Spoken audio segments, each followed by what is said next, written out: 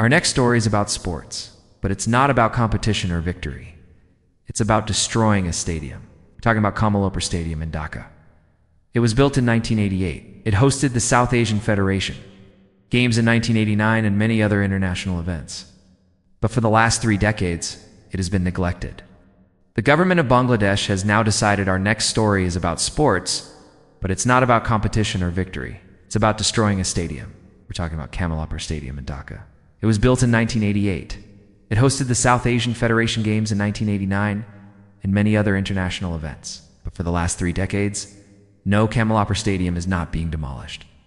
To modernize the stadium, its old turf has been removed and work is underway to install new turf. After the new turf is installed, the stadium will be decorated in a new way. Kamalapur Stadium, also known as Bur, Shrestha, Shahid, Sapai, Mostafa, Kamal Stadium, is an important venue for football in Bangladesh. It hosts various professional leagues and international matches.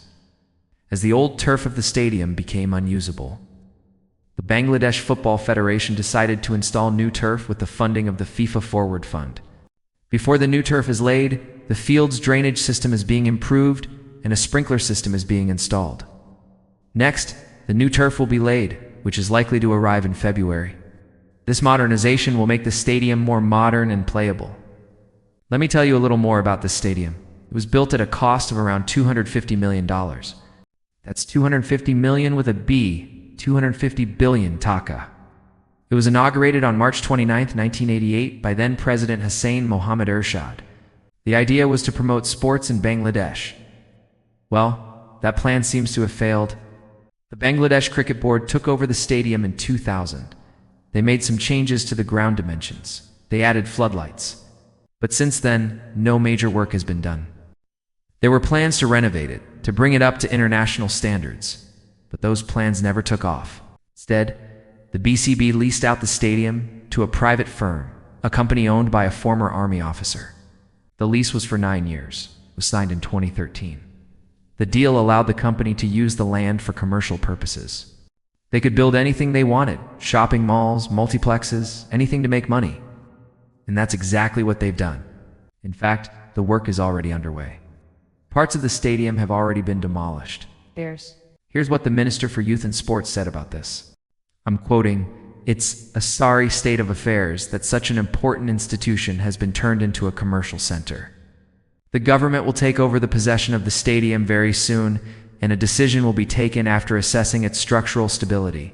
But there's no clarity on what that decision will be. Right now, all we know is that a shopping mall is coming up in place of Kamalapur Stadium, and this is not happening for the first time. In India, we've told you about the plight of the National Stadium in Suli, the hockey stadium in Haryana, the synthetic tracks in many states. All of them have either been demolished or converted to make way for something more profitable.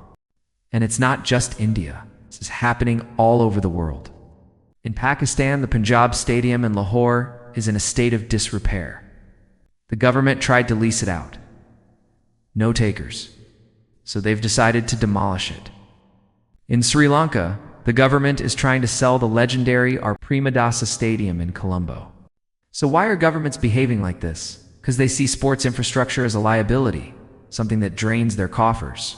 They don't realize that these stadiums are not just concrete structures. They're symbols of a nation's sporting pride. If not maintained, they may lose their aesthetic appeal, but their importance in the hearts of people will remain. Governments must realize this and invest more in sports infrastructure, not just for the sake of hosting multi-million-dollar events, but for the countless individuals who look up to these stadiums, who aspire to play for their country one day.